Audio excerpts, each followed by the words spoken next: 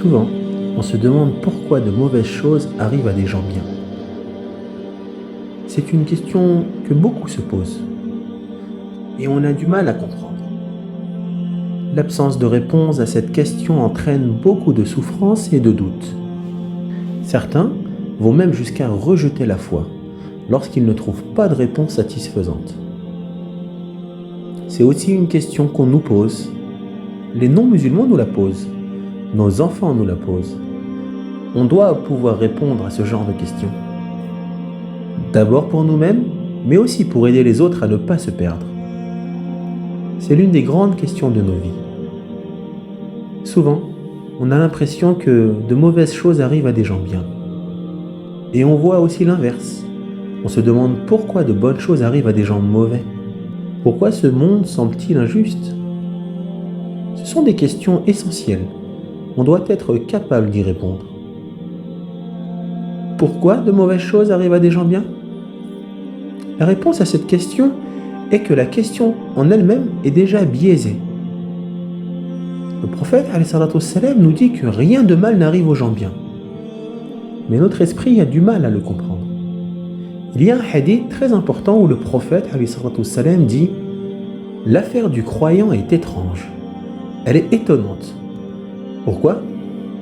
Parce que tout est bon pour un croyant. » Ça retourne la question. La réponse est que rien de mauvais n'arrive aux gens bien. Tout ce qui arrive à une bonne personne, un croyant, est un bien pour lui. Le problème vient de notre définition du bien et du mal. Beaucoup de personnes limitent la définition du bien et du mal à la dunya, au monde matériel. Et par exemple, lorsque l'on pense que l'augmentation de la richesse matérielle est toujours un bien, et que la perte matérielle, elle, est toujours mauvaise, alors on limite notre vision. On limite notre chronologie à ce monde. Il est impossible de répondre à cette question. Mais la réalité est que notre existence, en tant que musulmans, ne se limite pas au monde matériel. Cette vie n'est qu'une infime partie de notre grande existence. Il y a un au-delà. Ça met en perspective tout ce qui se passe dans cette vie. Et de quelle manière devons-nous changer notre perception du bien et du mal? C'est le point essentiel pour pouvoir répondre à cette question. Tout ce qui arrive à un croyant et qui l'aide à s'élever spirituellement, à le rapprocher d'Allah, tout ce qui le rapproche d'Allah subhanahu wa ta'ala est un bien pour lui. Même quand ça vient sous forme de perte, de souffrance ou de lutte, cette idée que des mauvaises choses arrivent n'est qu'une illusion. En réalité, c'est un cadeau d'Allah subhanahu wa ta'ala aux croyants.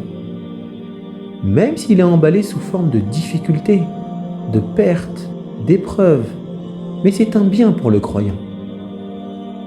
Je vous donne un exemple. Lorsque l'on va chez le médecin pour recevoir une injection, la piqûre implique un moment de douleur, mais dans le même temps, elle te guérit, elle te traite, elle peut même te sauver la vie. Mais tu dois passer par la piqûre. Et on le voit dans nos vies. Parfois, pour pouvoir grandir, on doit passer par des moments difficiles. Et ne perds jamais ta confiance envers Allah, car lui, et seulement lui, sait où est ton bien.